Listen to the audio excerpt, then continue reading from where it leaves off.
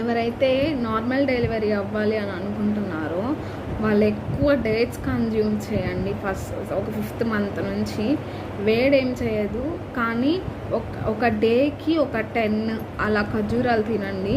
ఆ ఖర్జూరాలు తినడాని వల్ల ఏం చేస్తుంది అని అంటే బ్లడ్ అనేది ఎక్కువ పడుతుంది. ఎవరికైతే బ్లడ్ ఐరన్ కంటెంట్ తక్కువ ఉంటుంది అని అంటే వాళ్ళకి బ్లడ్ని ఇంప్రూవ్ చేస్తుంది.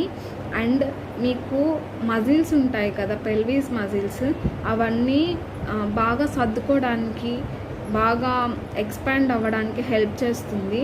అండ్ మీకు ప్రెగ్నెన్సీలో లాస్ట్ డెలివరీ సిచ్యువేషన్స్ వస్తాయి కదా, సిచ్యువేషన్స్ వచ్చినప్పుడు పెయిన్స్ వచ్చినప్పుడు అవి తగ్గిస్తాయి అన్నమాట కొంచెం.